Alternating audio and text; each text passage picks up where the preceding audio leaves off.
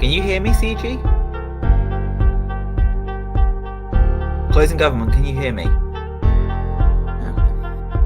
I also need to tag the judge. Yes, am I audible? Yes. All right.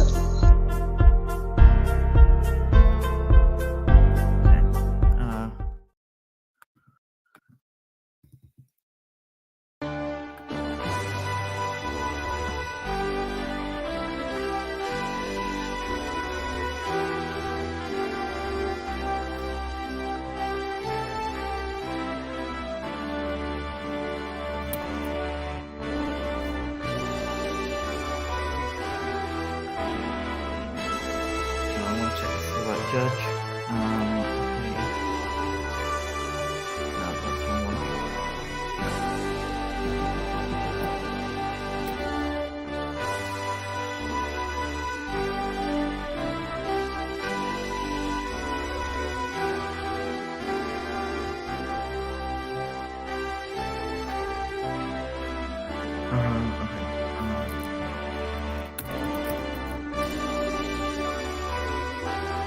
Try copying it from the top.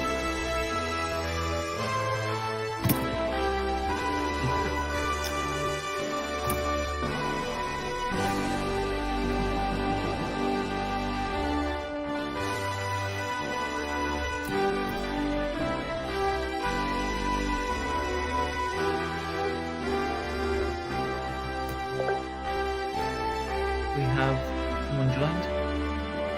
Okay, well, while we're waiting for the judge, we'll do introductions. Can I invite opening government to introduce themselves, their speaking order, and any preferred gender pronouns?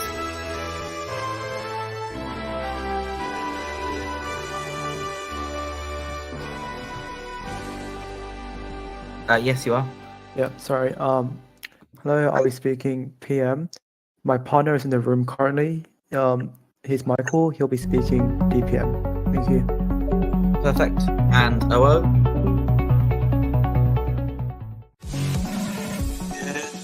Umu is speaking first. Pronoun she, her. Kelvin is speaking second. Pronouns they, them. And we'll take PYs back. Thank you. And closing government?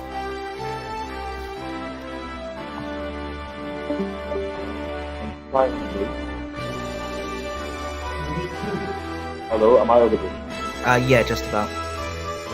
Alright, so most likely I might be the member and maybe my partner will be. And the reason why it's probably I'm trying to locate my partner. So yeah, that's my. Sorry, you're a bit muffled there. Can you maybe speak closer to the mic? Oh, we have the judge now. That's great.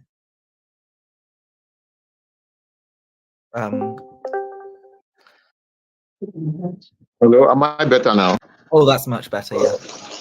All right. I said I may be the member while my partner whips, and the reason for that is because I'm still looking for my partner right now. Okay. So I think that's what it will look like for now. Yeah. Okay. If any changes, I'll let you know. Thank you. And then finally closing the opposition.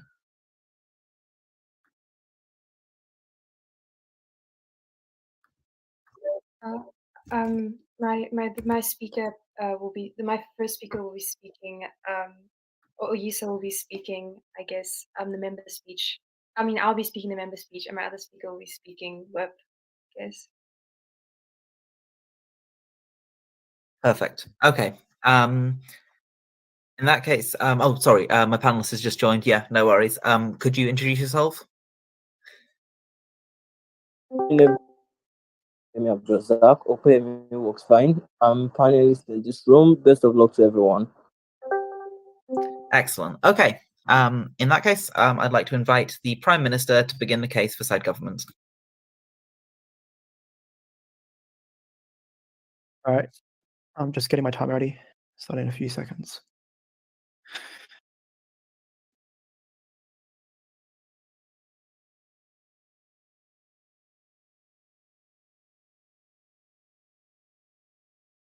All right. Preferred POIs in the chat, please. Preferably from closing. All right. Starting my speech in 3, 2, 1. When COVID-19 hit, 16 million people in the USA were on the brink of poverty were actually saved by stimulus checks. Soon after, the economy hit a V-shaped recovery. OG supports these vital helicopter drops because it not only saves people on the brink of poverty, but it actually helps economic recovery.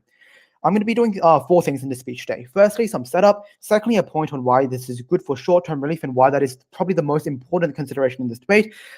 Thirdly, a point about democracy. Fourthly, about why this is good for economic recovery and discussing sort of the trade-offs of inflation.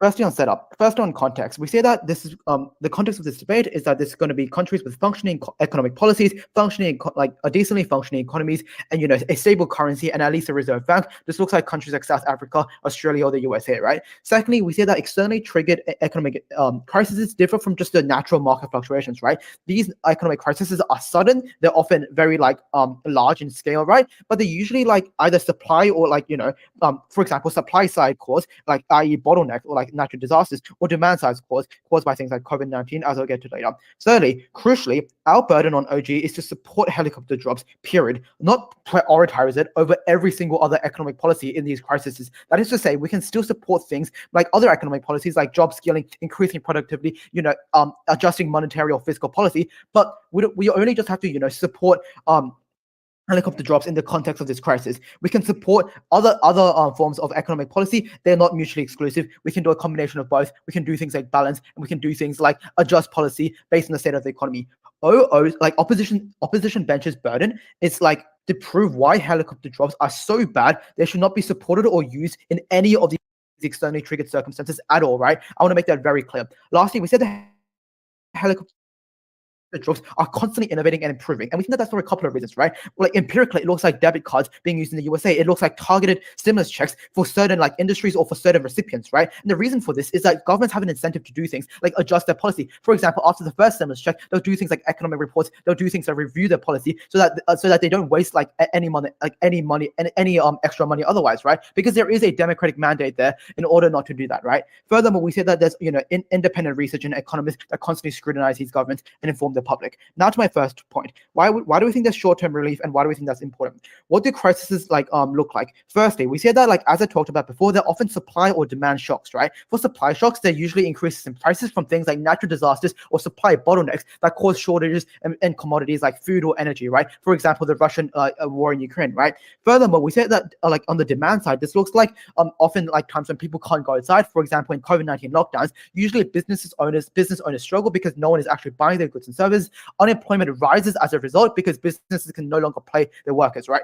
Secondly, people suffer extremely in these circumstances, right? Because affordability is a key metric in which I wish you should weigh this debate. Why is this? It's because people can't afford food and essentials like energy, right? This is because although this shock is short-term, it is very sudden and it is very large. That is to say, you might literally lose your job tomorrow. You might literally have to face gas prices that increase by 200% over the next few months, right? Why are helicopter drops the best, if not only way to solve this problem? Firstly, people need nothing more in this situation but cash and purchasing power. Empirically, this is true, right? Because we think that research shows that more than 70% of people in the USA used stimulus checks then to buy food during the COVID-19 crisis. As prices increase, as job crises happen, people obviously need money, and that money needs to be provided by government in the form of helicopter drops. Secondly, other alternatives like raising the interest rates are far too slow, right? Or job training is far not universal and effective enough, right? We said that the alternative realistically is children going to bed hungry. It's literally families being cold in winter. It's literally economic destitution for thousands and thousands of families. What is the impact of this? This literally looks like millions of people across the world being poor, being abandoned by the government because the government won't give them helicopter drops in times of crisis. Secondly, it looks like although this is a short-term impact, we said that this is very impactful. It looks like families literally not being able to repay their mortgages on time. It looks like families being hungry every single night, right? We said that this is very impactful and governments need to take a priority in this. This should be a very, very important consideration. And crucially, we said that lastly, the helicopter drops help the most vulnerable actors in this debate. That is to say, they help the most marginalized, they help the most in debt, they help the most in poverty. Because it allows those in poverty to access things like food. It allows those in poverty because it is universal to access things like energy. That is so important. That is why, because I've proven to you why helicopter drops are the best way to counter these economic crises for the short term, and why this is so impactful for the average individual, why you should care about that. Before I go on, I'll take a point away from CEO. Distinction between your policy and just plain old ordinary welfare.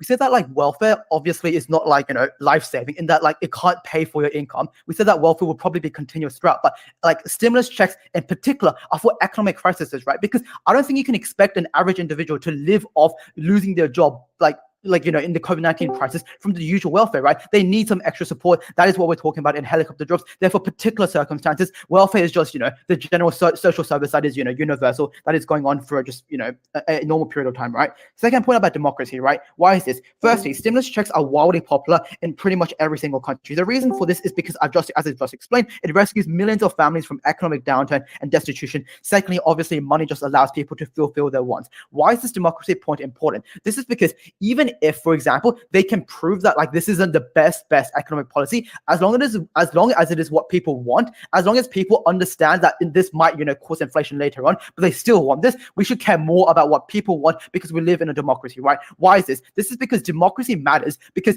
that is the only justification for why the state has such like huge and overwhelming power over people, right? It can control economic policy. It taxes you. It literally tells you what to do in terms of laws, right? The only way that is justified is in which people actually hold the government to democratic account. That is why this point is important. Even if they can maybe prove that there's pragmatic contingencies here and there, this democracy point is non-contingent. It still stands in this debate, and you should credit it there. Last point on why this is good for economic recovery. Firstly, this boosts a sagging economy. This is economics 101, right? Like we say that like in terms of economic recession or economic downturn, government spending should increase. Getting consumer spending up is a target, right? But this isn't just any economic downturn, right? This is like a massive economic downturn, like that is distinct from the usual business fluctuations that cause for an unprecedented amount of helicopter drops, for a larger than usual amount of welfare support for these people, right? That is why just it's purely in an economic sense, what any other economic textbook would tell you, even from me, right, would be that you need to get consumer spending up, you need to do things like get government spending up. That is why this would be good for economic recovery. The second reason why is that consumers just mechanistically, right, increasing consumer spending is going to be a consequence of these stimulus checks and of these helicopter drops, right? What these consumers realistically spend their money on, right? Like not many people would save their money during a crisis, right? They'll probably spend it on essentials. They'll probably use it to fulfill wants and needs, right? That is to say, they're going to spend money on businesses. That is to say, businesses are actually going to get enough money and get enough demand to not just fire people. That actually solves unemployment, right? That is the whole point of stimulus checks and things like that, right? Furthermore, we say that even if people do save money and opposition somehow convinces you they do, we think that after this, for example, lockdowns, then they're going to just spend all the money they've saved up, right? So whether it be now or later, those economic benefits are still going to be realized. For final point on inflation, right? Firstly, we say that control inflation. Three reasons why. Firstly, inflation is damaging, right? We see that ease the curves of the business model. The government, for those reasons, proud to propose. Okay, I thank that speaker very much for a fine speech. Just to remind everyone, we obviously can't credit anything over 7:15 because it's unfair on other speakers. So please do be aware of that in terms of your time. But apart from that, I'd like to invite the leader of the opposition to begin the case for side opposite.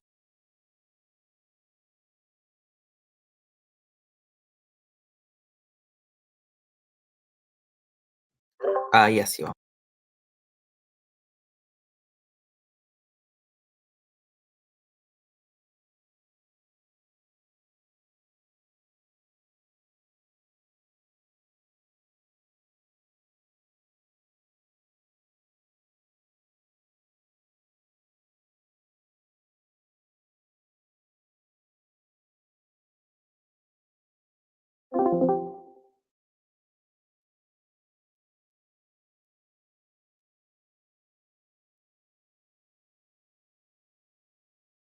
Of helicopter pricing necessarily is not beneficial long term, and why we oppose it. But firstly, Prime Minister said necessarily this debate should be argued because it gives short-term benefits, and short-term benefits is something we should prioritize. We think every single time whereby the long-term harms are always crucial because more people are going to be disadvantaged or more people are going to be harmed, then it's okay to say on the way up of short-term benefits and long-term harm, we prioritize the fact that there's going to be more harm in the future and we will not take this decision. Why is it so? One, realize the problem will not necessarily be solved because we get no model or mechanization as to how this will happen. Because at best, we just get cases and cases of how necessarily is going to be beneficial. But one, what is your model? Are you going to give these people money like individually? Are you going to give them money by families? And the tax release, how is it going to look like? We do not get any analysis as to how this will necessarily be look like. But even if we concede and assume like the model of OG is necessarily give these people money family by family or like individual by individually. The frame of people who necessarily are most vulnerable to natural disasters are people who live in disaster-prone areas. It means people who are poor or necessarily people who do not like have financial emancipation, right? What does this mean? It means at the point in time where you give these people money, at best you're just making them like you're just helping them be able to afford things they want. Long term, you do not necessarily solve any problem, and we think that government money and taxpayers' money is something that at any point in time that is going to be released to the general public should be used efficiently and should like ensure ensure that the reason why it's being done is achieved. But then again, engagement to OG and why they can't win in today's debate. Firstly, they say the economy is going bad, or like summary is going into recession. People cannot necessarily buy stuff. People need purchasing power. Economics 101, at any point in time whereby you pump more cash into the system and people have higher purchasing power, meaning more people are buying particular products, the value of the money decreases. But the impact here is the situation worsens. It means you double down on inflation. It means if we concede to the case of OG even, it is far worse when you necessarily do helicopter pricing. And you can read helicopter pricing is kind of like they print more money into the system and make sure people have more access to it. This decreases the value of the money in itself and is very detrimental in the long term to people who necessarily may not have been affected by the disaster in the first place. I think this in itself is very problematic and is buying more problems like for the government. But then again, they say it is a democracy and necessarily people want it, hence we should give them panel will engage it with a big government, small government analysis. What does this mean? It means time memorial, government has always cut down on choices of people when they necessarily like think that there's a harm principle or there's a long-term harm or there's a high magnitude of harm that will be happening. What does this mean? It means that their case on democracy that people want and should do it does not fly because in status quo and realistically, let's take this debate out of assumptions. Governments always make decisions that they think is best for the country. It means economic analysts, people who analyze the situation, say government shouldn't do this. Government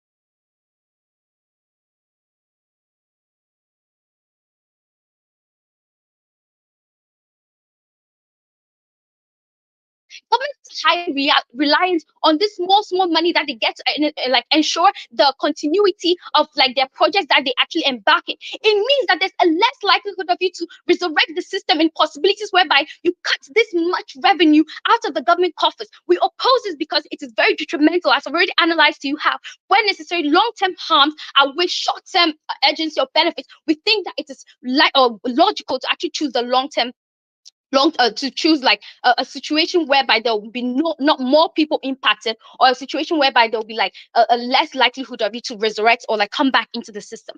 Then again, realize that the rationality of people needs to be questioned. In times where there's a disaster or people have died or necessarily bad things have happened, what are people most likely to do when you give them money?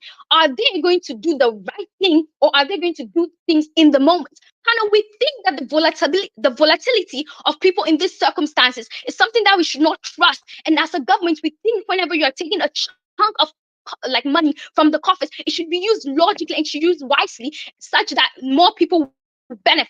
And even if CG comes to the social contract theory, we think we best serve that because we best serve the interest of the majority of the people. Alternatives can exist whereby we create structures who takes care of these people, necessarily don't have to give them money. We think that extending the generator crisis is not reason enough to cut down on the income of state or necessarily create situations whereby future generations or future people will be impacted worse.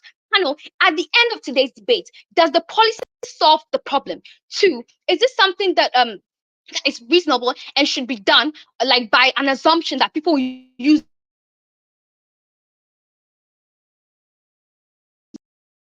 they say can be mutually exclusive? Would they get any benefits? No, because I've told you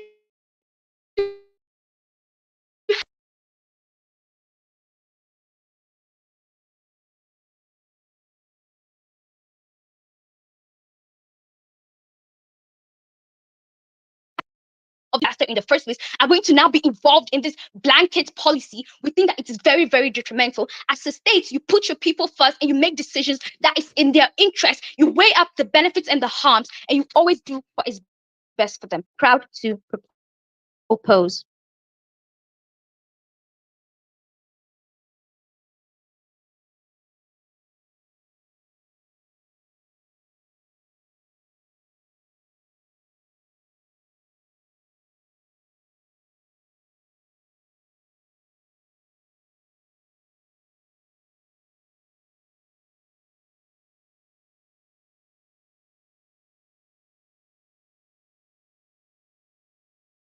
Am I audible? Yes, you're audible. Great. All right, starting my speech in 3, 2, 1. The utility of helicopter drops is very clear, and I think we made that clear, right? It's literally saving millions of families from economic destitution by providing them with the cash they need. It's making sure that people don't go to bed hungry. It's making sure that they have energy over the winter. When they ask us, where is the utility? It's the utility in the 16 million Americans who are saved by helicopter drops, who are saved by stimulus checks, because the government actually cared about them during the COVID-19 crisis. They didn't just abandon them. We ask opposition, what is the actual alternative for those people? Like, are you just going to leave them out to starve? Are you just going to like leave them out to like a $500 a fortnight welfare check? Like, what are you actually going to do with those people? And we still haven't got an answer. Note, when they say that DLO will bring most of the stuff down, we just want to know that is like pretty unfair, seeing as we have no chance to respond. But regardless, we'll just respond to most of the rebuttal. Firstly, they talked about like firstly on the point of relief, right? On the point of short-term relief, their only response to this was just the long-term harms are greater, and that this is like misallocated because this should be allocated to disaster-stricken areas only in the context of natural disasters. And like they also questioned our model, right? Firstly, the model is very clear. It looks like stimulus checks to families. It looks like stimulus checks to individuals. It looks like tax reliefs for people, for example, lower income brackets, so that they can keep more of the income and spend and have more disposable income. We don't really get what they're trying to do with this model bashing. Secondly, in terms of the long-term harms, I'll address that later with my inflation. Lastly, about disaster-stricken areas, right? I just want to note that natural disasters were just an example, right? Externally, like sort of triggered economic crises don't just affect a very small geographic area of a country. They usually affect everyone, right? COVID-19, even like a natural disaster like a hurricane, has sort of flow-on effects. And I would suggest that like if a government, maybe does have an economic crisis, like it would probably like an externally like triggered economic crisis, it is probably big enough that it affects a lot of people, right? That is accounted by the fact that like there's higher unemployment, there's things like economic downturn. Next, on the point of democracy, right? Note that the social contract that like OO tried to like credit to CG was actually brought up by us, right? We told you that like governments have a responsibility, have a democratic mandate to actually fulfill what populations want, to actually fulfill their responsibility to help these people, right? Their only response was like we should be paternalist, governments should follow the best economic advice. Two, like several problems with this. Firstly, we say that like we're pretty sure helicopter drops aren't just like some crazy economic advice, right? They're pretty mainstream, right? We see that a lot of economists just empirically support it, right? That's why the USA implemented it during their COVID-19 crisis, not because it was just a silly economic policy. It's actually pretty mainstream and pretty accepted. Secondly, we see that the government like has a responsibility to actually provide to people when they most need it, right? This looks like disaster-stricken, like people in disaster-stricken areas needing money for food. This looks like people needing shelter, right? Secondly, we see that disaster shelters are not mutually exclusive. We can still have disaster shelters. We're not sure exactly what they're talking about, right? Furthermore, when they say for the point of economic recovery, right, how like more cash is more inflation, and how like the impact of this is that the situation gets worse. Well, first, that inflation doesn't happen instantaneously, right? There's usually a buffer period in which the government releases stimulus checks, and like after 6 months, there's a bit of inflation, right? Inflation won't be as bad as they try to say because there's at least a buffer time, right? But like there's two reasons mainly why inflation will not be as bad. Firstly, is that there's a government incentive to control inflation for three reasons. Firstly, inflation is damaging. We say that the goal of the government is primarily going to be to ease the curves of the business model. We said that inflation will actually damage the lives of people, and they don't want that because they'll vote the government out, they'll face electoral pressure, things like that. Secondly, it's because the media and independent economists scrutinize them for their actions. They scrutinize, haven't they been giving stimulus checks out for too long, things like that, right? So there's an incentive to do things like constantly review your actions, constantly review your policy. We have those mechanisms in place. Thirdly, we say that just like general independent economists working for the government will do things like monitor the situation, right? They just won't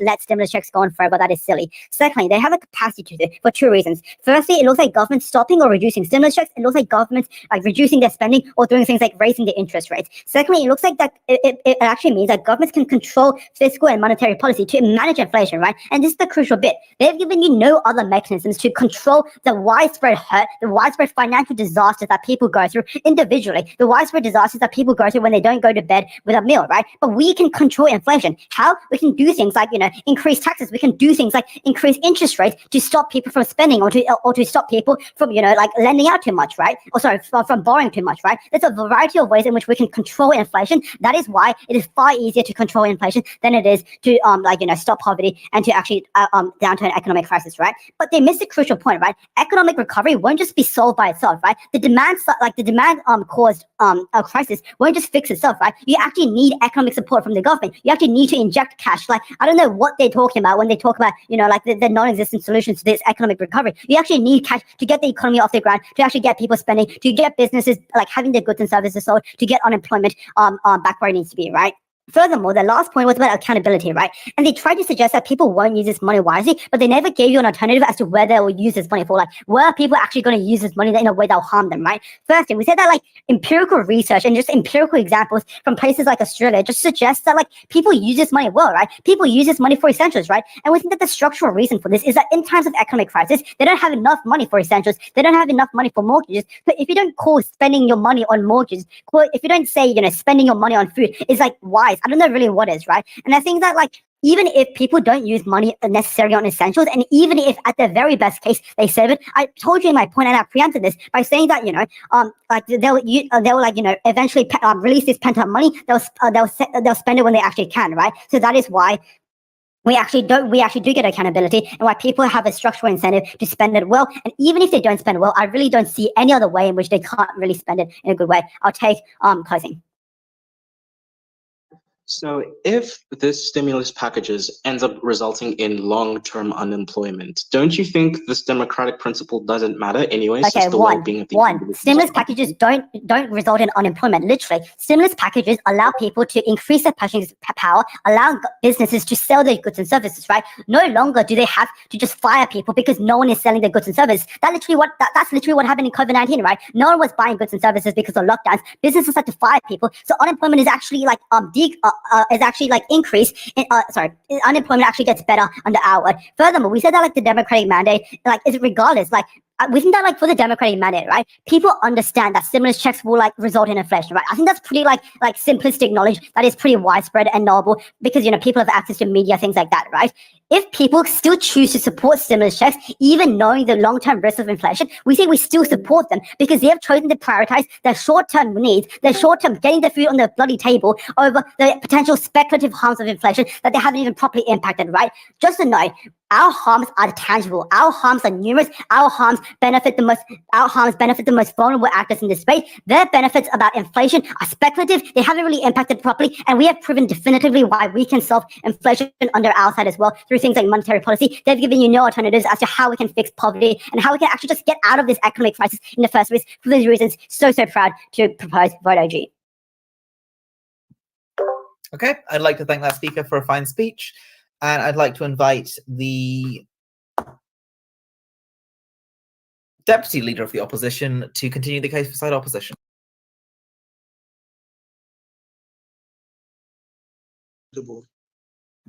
Yes, you are. Okay, sure. So I'll take POIs. I think, yes, I'll take POIs. Most likely opening. I think CG's extension is quite clear.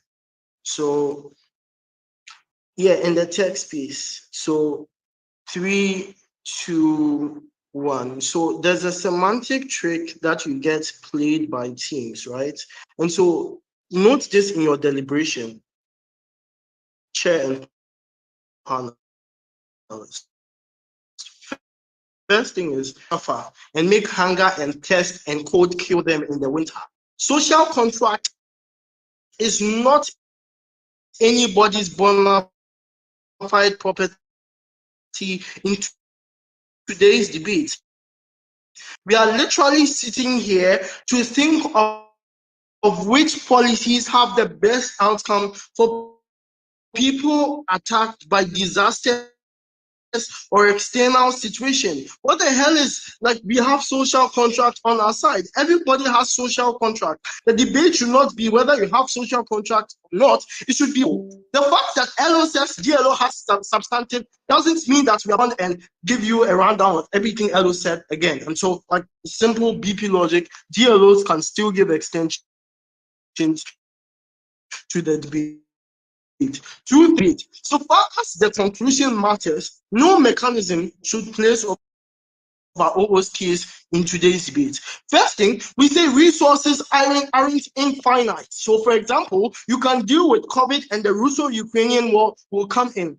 GAF and OG never shows how important it is for you to do these things, right? And so that's why you have to punish them for it, because they don't show how sustainable this is. People need money. People fucking always need money. How long are you going to give them cash for them to be able to sustain? Because we are still suffering from Russia, Ukraine. We are still suffering from COVID. They don't give a time policy for when they are going to do this. 2, unemployment shouldn't be your problem in today's debate as a chair for 2 reasons. The first one is people that are unemployed usually do not get stimulus checks, because to be a stimulus check earner, you need to be in the tax database as someone contributing to the tax bracket. If you are unemployed, you are not in the tax bracket, you do not get these things. 3, energy, 16 million families in the US. 2 things. 1, you can subsidize energy and give them free electricity and oil for them to warm their homes. You don't need to give them the cash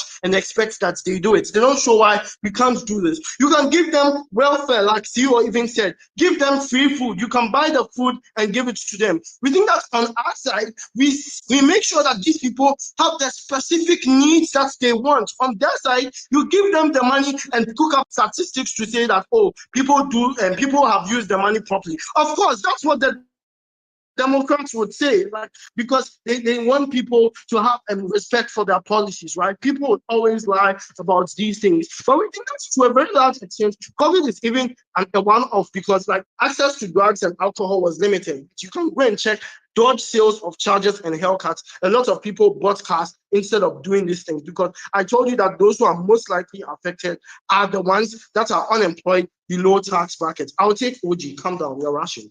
you're pushing the timer up. Next thing, panel. Stimulus We packages want are to talk to universal. you People about- have different. Sorry. Okay, POI? you talk. Yeah, Talk. stimulus packages are firstly universal, but people have different needs, and people themselves know best what their preferences are. That is why people themselves need to get the money. Not everyone needs food. Not everyone needs mortgages. They need different things. That's why they need to have the money so that they can choose. Listen, Colonel, the debate is about a certain specific thing. So, like a disaster, you are in a flood area and your house is flooded. You cannot say that you need money to drink or to finance your car. So you do these things, especially because these things sometimes have irreversible damage caused to the state. Like people are dying and things out of these things. Two, it comes at a huge cost because they've said they give money to everybody. It comes at a huge cost of sustainable solutions like housing, like making sure you evacuate these people from these areas, especially people in disaster-prone areas. What you do is, it comes at that cost, such that two things. One, many of the time, people do not want to move. Why? Because they have probably cultural ties or ancestral ties to those areas. Two, the urban areas are too expensive for them to move in. Or three, they like that assured return of monthly allowances every time there's a disaster or every time there's a problem. We think that this affects it and prevents them from making them solve these things quickly. The best response you get from them is that, what happens is you can deal with inflation. First thing, you can be dealing with inflation from COVID, but you can have the Russian-Ukrainian war. You can have the FTX scandal. We say that the economic market is such that you cannot control or have a grasp on it as a government. What it means specifically is this, that since you don't have that control, you cannot fear that you can solve inflation. Of course, you have the incentive to solve inflation. Government can have the incentive to solve every problem. Do they have the capacity, especially as they've spent most of these things on helicopter drops? You cannot eat your cake and have it in today's debate. I'll take CG if they have a POI. CG. Okay, so let's round up in terms of what my extension material is for you in today's debate. First thing, I'd like to prove to you from DRO that countries that are existent in today's debate have to be countries that are largely speculated in terms of not even able to, one, get full control of their demographics because those people are so many. Secondly, we say that they don't give an exclusive case on democracy. Why? Because states exist, especially in times where people are having irrational things, when they have lost members of their family. Trigger warning and apologies to anyone who might have lost anyone they love in a disaster, right? But we say that these are times where people have so many things going on in their lives that they have other things. But two, the thing is this, if a fire outbreak happening does not prevent you from financing your car, because that's a problem that you already have. We say that states should rather do these things more, especially as many countries have things like disaster management organizations that they sponsor and fund, who are supposed to make sure that these problems become a thing of the past for citizens in those countries. To an extent where you don't prioritize long-term solutions that make sure that these things do not happen again. On their side, you have recurrent solutions, and that's what they should be defending, because states literally have millions of people that they need to take care of at a moment, right? And so what it means is they are not really giving you any delta in today's debate. First thing, we need to, and as I round up this debate, this is what you have to consider in your deliberation. One, on both sides, we care about people. Two, on whatever CG, because that's the thing, and that's why OG is missing out of this debate. OG first said these people need food, they need to purchase goods and services. Then they come back to say, oh, give them the money for what they want. If people have specific needs that are intrinsic to their livelihood, make sure they have the needs. Don't hope that they would have it. We give surety of outcome, vote over.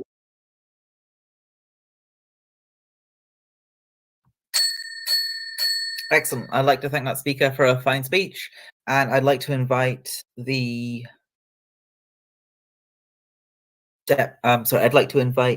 member of government to extend the case for side government. I will note that timer bot, while it's helpful, it does seem to be like a little bit slower. Like it seems to be giving more time than both my computer and my phone seem to think. So I'd just be kind of careful about being too reliant on the timer bot. Am I audible now? Hello? Yes, Am I audible now? Oh, God.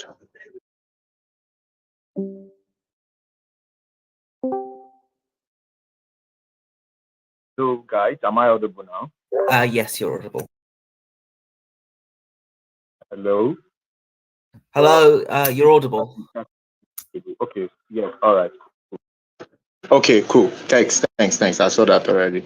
So, okay, so hi guys, my name is Dominic Stanley-Marcus. Okay, so Chair, the formation is still the same, nothing changes. So I'm going to be going after MG, while my partner would whip.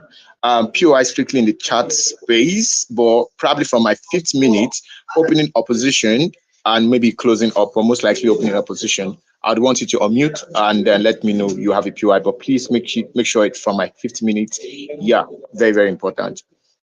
Just give me like a couple of seconds and then I will start my speech. Okay, trigger warning. I may use the F word and some other derogatory probably phrases. I don't mean to hurt anyone within this debate. It's just out of flair for speech and all that. So really, really apologizing already. So let me just set up my timer and then I'll start my speech shortly.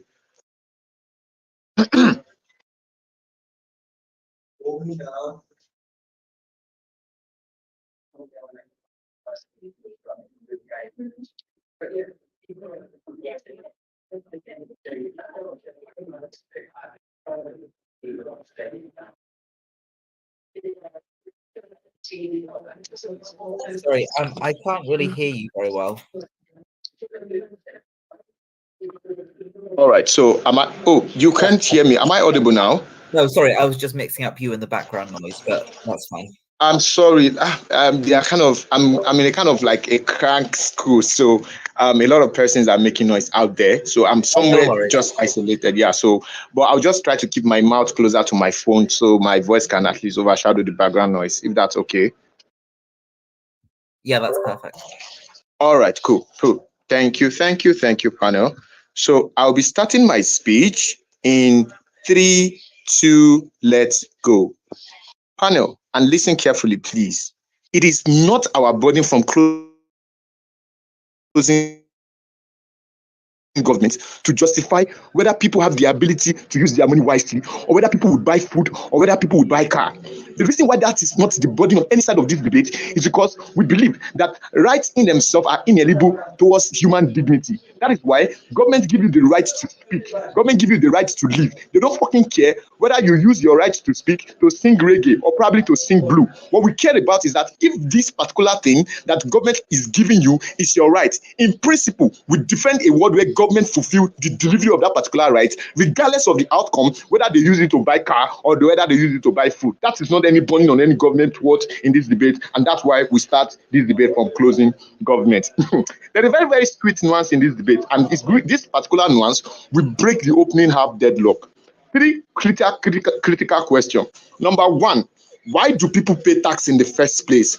Number 2, for what utilitarian benefit does acquisition of people's tax an exclusive right or probably the property of the government? And then number 3, what is the best case scenario, or like what is the best action in a world where both the government, the companies, and people are hit by a particular natural disaster that they don't inherently care for? If I structurally answer these particular 3 questions and solve the opening half deadlock, we win this debate exclusively from closing government. Let's quickly go to why do people pay tax. Of course, apart from all of the elementary reasons as to maybe allow government to maintain provision of social amenities, provision of public infrastructures and all that, we think that one of the reasons why tax in themselves are mostly paid is to allow government to have that level of financial reservoir to respond in the time of emergency services. There are 2 key nuances here in terms of impact. Number 1, if we have necessarily established in principle that these particular funds that government inherently wants to give out in terms of stimulus check or probably tax cut is majorly meant for this particular emergency service in itself, exclusivity of benefits then have to be on which particular models benefit government in these particular instances in itself. But then 2, because government directly pumping this particular same money that these taxpayers gave to them back to the people is justified based on the idea of reciprocity of actions and also reparation in terms of emergencies in itself. This justifies why we think that it is even justified for government to give this cash out, whether they buy it on food or they buy it on motor. We don't fucking care about that. The second one in this debate, what is the obligation of the government in terms of like responding to emergency services here? Notice, when we ask that sort of POI, we are not necessarily debating whether government have social contract. For God's sake, government have social contract theory. That's why we are having this debate. But let me show you how you fulfill your social contract better in our side of the house. There are three key nuances here. Number one, when economic crisis happen, it does not just affect people's affordability to like meet up with that stiff economic reality, but it also affects these particular companies, mostly business owners, that are really going to be benefiting from things like tax relief. Why? Because most of them have to engage different economic structural adjustments in meeting up with those sort of economic harsh reality. The people that feel this sort of impact are these taxpayers in themselves that are working for these capitalists that are also helping government to fulfill their own responsibility. Two nuances here. Number one, when we engage the model of tax relief, what we only do is that we empower those homegrown industries to maintain the working staffs in themselves, thereby preventing massive turnout of unemployment during economic crisis, which means at least we are able to sustain the system in a pre-economic crisis period and then translate that same maintenance into a post-economic crisis period in itself. This balance is something you didn't get in the nuance of opening government. But then secondly, again, that at a point where we say it is all about stimulus checks, this is also justified. Why? Because the line between the rich and the poor is something that is mostly obvious at the point where economic crisis hits the nation. But the question here is, how does government better serve the utility of the people? The opposition says, open spaces for welfareism and in like where you can just like maybe build houses and then you just pack everybody in like a camp shell and then you meet up to their daily needs. The reason why that cannot inherently work is because not only do you clamp down on the choice optimization of people to fairly utilize their money based on the peculiarity of need because of the reality of that particular economic crisis, but then secondly, because you also prioritize that whether it is your ability to build crank shells for them in terms of welfareism or not, you know that the reason why these guys have been paying you tax is for you to release it back to them based on this sort of economic realities in itself. Let me justify why this is better in terms of a different data here. Two data. Notice, and this is a big concession, we don't say that economic crisis or natural disaster happen because of government. But still, because people voting government in power, I'm coming. But because people voting government in power who actually reside on that particular position to have an oversight of what is going to be happening. That is why you have scientific forecasting, whether maybe there's going to be a tsunami or maybe there's going to be a COVID and all that. At the point where most irresponsible governments don't pay enough attention to this particular signal warning, it then becomes important for you to also demand government to particularly pump this money back to people for two principles. The first principle, because by that level of negligence, government inherently are culpable and complicit to the particular welfareism and the state of people. We don't care whether it is directly their responsibility, in as much as they are the one that reside on that vantage point to know beforehand or use state apparatus to at least predict what the year XYZ will look like. We think that level of culpability rests on their side of the house. When you engage the model which you are necessarily talking about, what do? One, you create a lot of incentive for people to now begin to gain confidence in this particular government, which definitely justify the principle of reparation. In opening of opposition's words, you don't repair that mechanisms. Yeah. What you only do is that you embolden that level of negligence and the negligence and the neglect of these particular people based on their socioeconomic reality in themselves. I take that POI right now, quickly. Okay, so your point on employment and giving people choice is literally the exact same point that opening government had. Explain why it's different. The extension is actually very, very stupid. I'm very sorry for using that word. We have given that explanation before. Notice panel, and this is a different nuance. I told you, especially from within my speech, that when you are able to directly pump this money directly to the taxpayers and as well as business owners in terms of tax cut and stimulus check, you maintain that level of employment expansion that already exists in a pre-economic crisis state, which is mostly needed for a transitioning position in a world where you have the aftermath of this sort of economic crisis in itself. In principle, what we told you is that this is the responsibility of the people based on the principle of reciprocity, because this thing is inherently their own particular right, and we definitely defend it, and we help this government to serve the people better. Proud CG.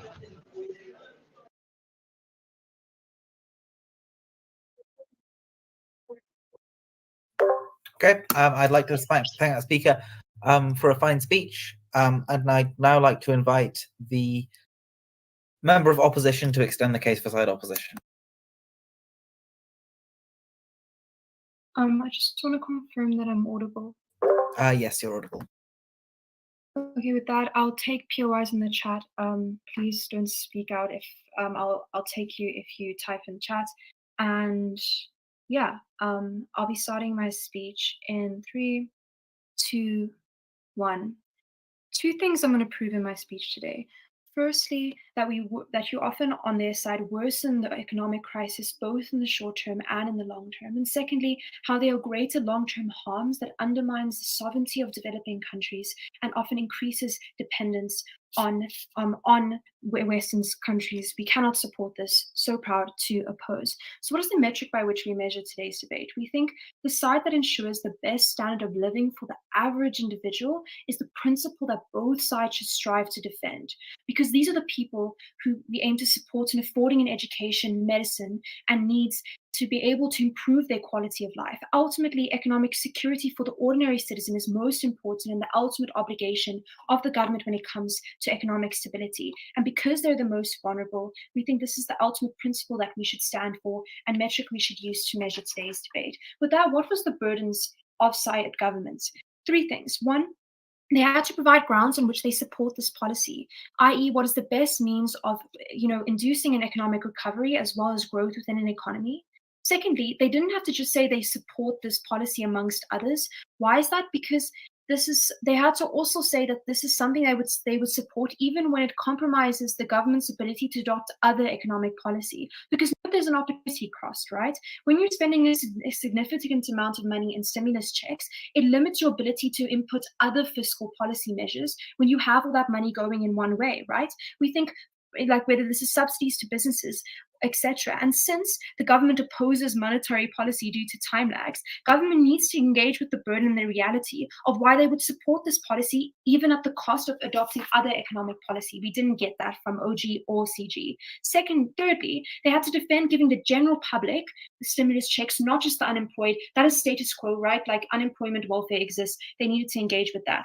With that, 2 points of rebuttal before moving into my positive matter. Firstly, on OG's point on democracy, 2 problems with this line of argumentation. Firstly, there's a misunderstanding of how the social contract manifests in society, right? So the social contract doesn't mean I can claim a miscarriage of justice every time the government does one thing I don't agree with.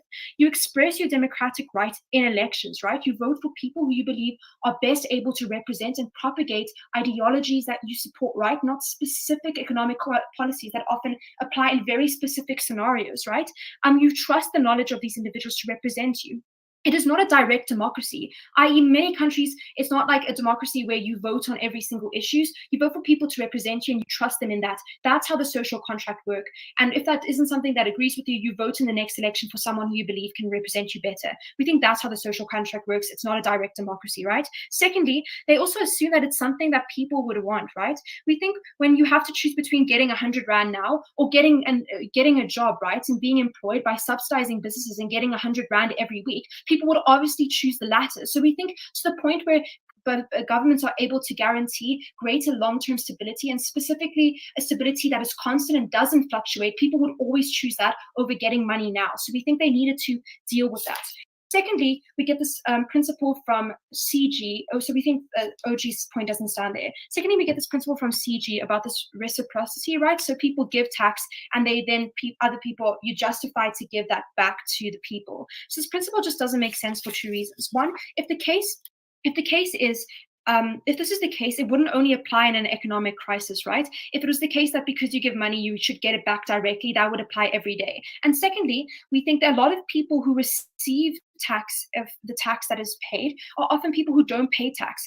For example, like unemployment benefits, etc. So we think ultimately tax comes back in national defense and education, and also democratically opting into the economy. So we think this principle in and of itself doesn't make sense. The impact of my rebuttal to these 2 points is that the principles that we get from OG and CG just don't apply in these cases, nor do they abide by the government's obligation to improve the quality of and standards of living for the people that they aim to represent. We needed greater engagement with this principle. But with that, moving on to my two extensions. Firstly, how do we increase long-term harm? How does it increase long-term harm to the economy? And secondly, how do they worsen the economic crisis in the short term? So we think the framing for how they increase long-term harm is we value this point because we think that long-term economic stability is something that we always prioritize. One, because people want a steady rate of growth. Governments, because it's easier to achieve and set economic goals when the economy is steady without sporadic fluctuations. And secondly, businesses want to increase in attractiveness when there's steadiness.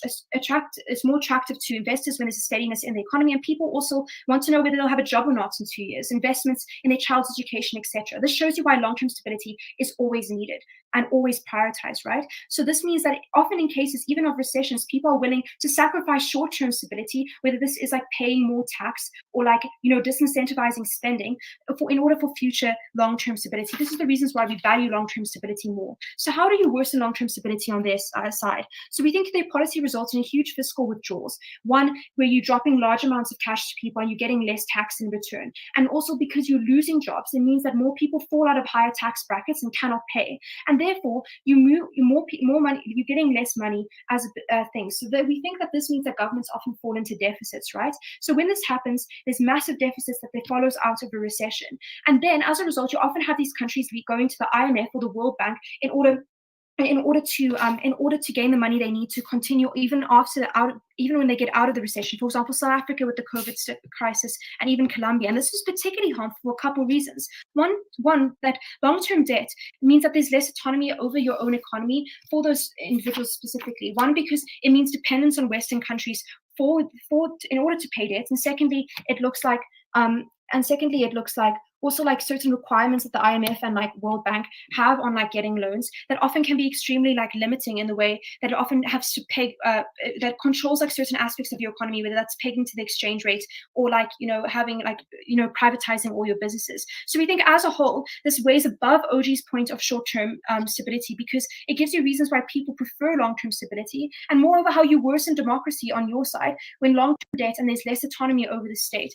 So we think ultimately, at the end of the day, we're always better because when you have welfare payments, secondly, you subsidize businesses that allows to employ people in the long term and in the short term, and thirdly, you can have monetary policy that yes might have like a 9-month lag, but in a recession it means that you have like higher interest rates, which drives down prices, and also when you incentivize people to save, people can earn on that money in the long term. So we think ultimately, in the end of the day, we want countries to have more autonomy and greater agency over their economies that you can't do when they get thrown into debt. And secondly, we show you how we always better on our side when you can adopt alternative means, even if it means that the long-term stability is sacrificed over short-term. Short-term stability is sacrificed for long-term stability. So proud to oppose.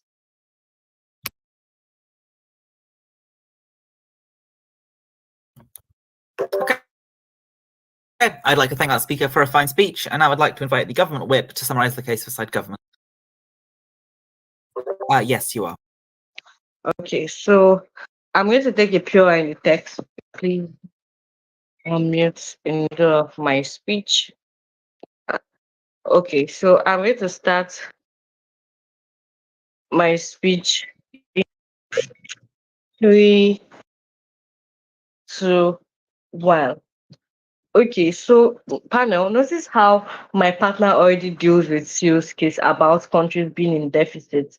Because the reason, and that's why the nuance of why individuals pay tax in the first place is for because the reason individuals pay tax is for those economic reserves, but not just taxes. All like trade and whatever the government does to like generate fund is going into economic reserves. Economic reserves are specifically for emergency situation. So we think like on both sides, the thing is that you're going to probably need funds on both sides. But what we just do on our side of the world is that we justify how we get people with their immediate needs now. But the nuance from CG is that we also justify the long-term benefits that opposition is so concerned about. Because notice how my partner tells you how like the use of tax reliefs means that businesses are able to like get back on their feet to start like be more productive within the system, to even like a post disaster world whereby like they are able to like get back on their feet and stuff like that. We think that economic crisis or that governments have shelter houses for those like people that are jobless and stuff like that. That's like, i.e., an example of that is palliatives. But the question then becomes, how do you maintain a system that keeps the workforce going with an equality for taxpayers who may not work like within private companies? We think like it is through stimulus checks and tax reliefs. My partner gives you the mechanistics of this, because when government gives reliefs to companies through taxes, it brings down the prices of goods and services to an affordable rates.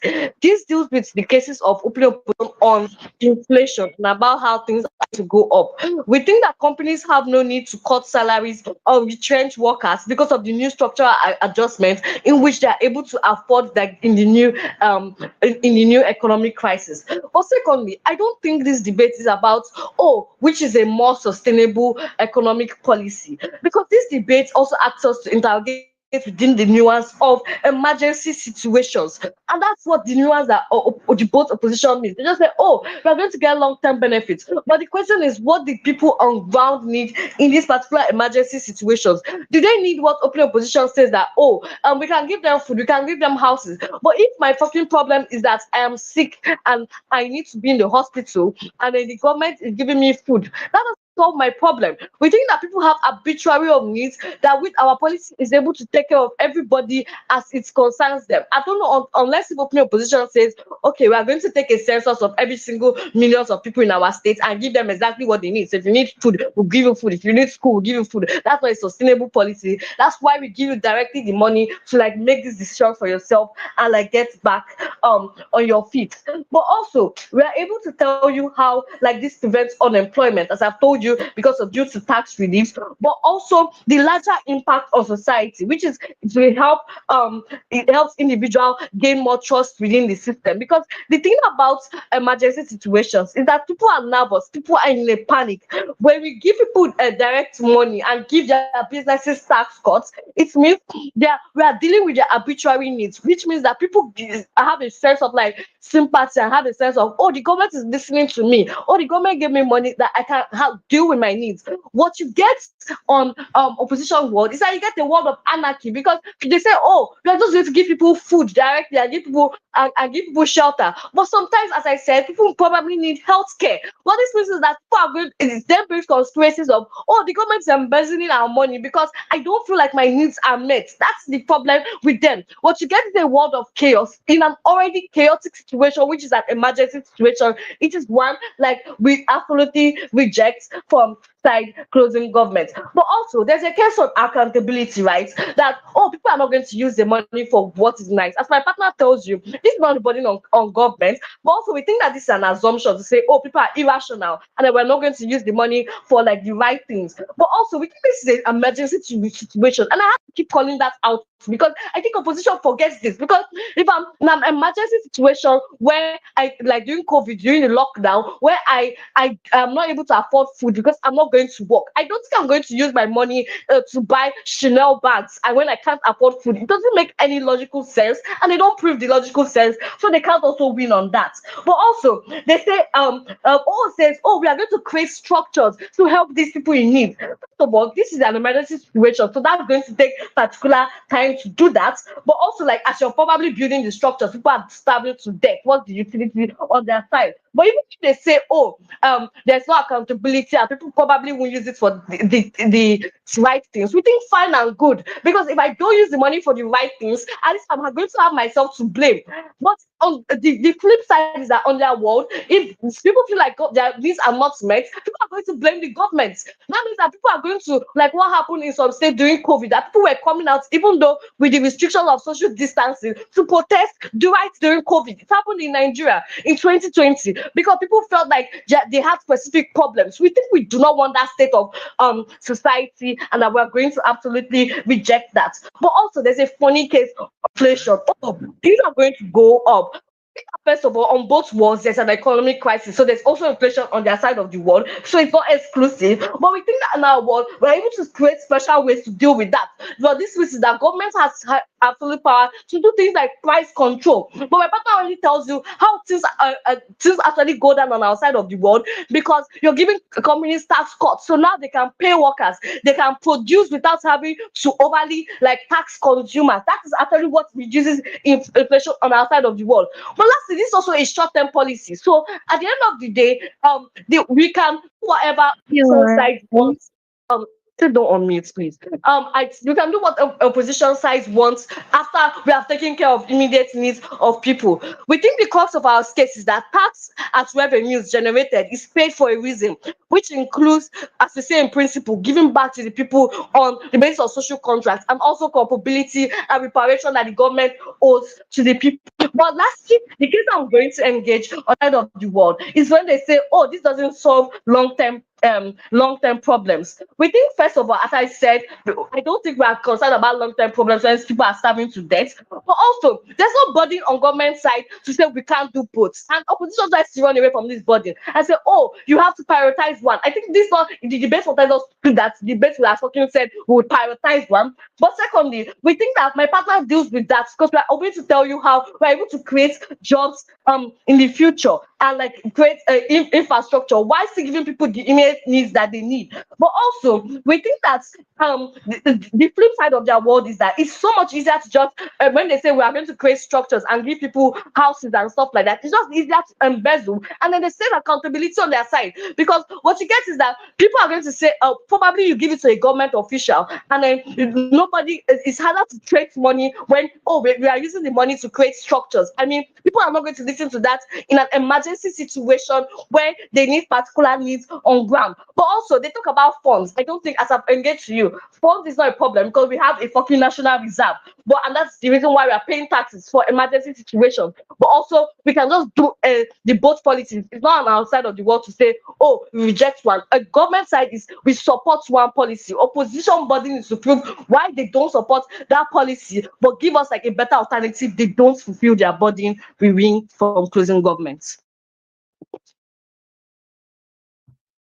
Okay, I'd like to thank that speaker for a fine speech.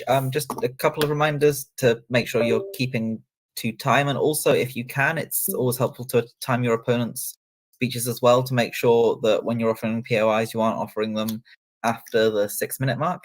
Apart from that, I'd like to invite the opposition whip to conclude the case for said opposition and the debate as a whole.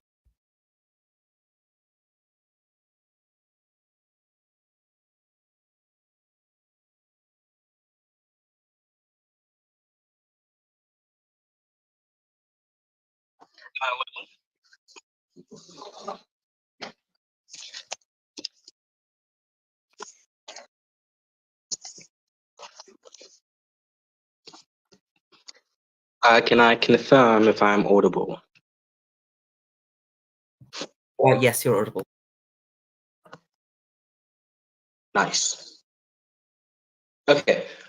In terms of POI preference, please unmute yourself and then offer it, but don't badger, please, because it will disrupt the flow of my speech. So my preference is to receive POIs around the 5-minute mark. Starting in 3, 2, 1. Couple of things I'm going to cover in this extension. Firstly, I'm in this whip. Firstly, clarification about what this debate is about. Secondly, impacting the extension that Estelle provides you and explaining why that's the most important thing. And then lastly, some engagement with opening government and closing government, explaining why their material is below ours. Okay, let's start with clarification. In an economics debate, your opening government had the goal to imply that trade-offs don't exist. I think there isn't an infinite pool of money that would otherwise go into funding big businesses in order to sustain employment. money that would go into pre-existing welfare, money that would go into providing subsidies for local industries in order to ensure they've got sustainable amounts of cash. All of that money is money that you would well, not all, but like a significant portion of it needs to be redirected in order to facilitate this helicopter program.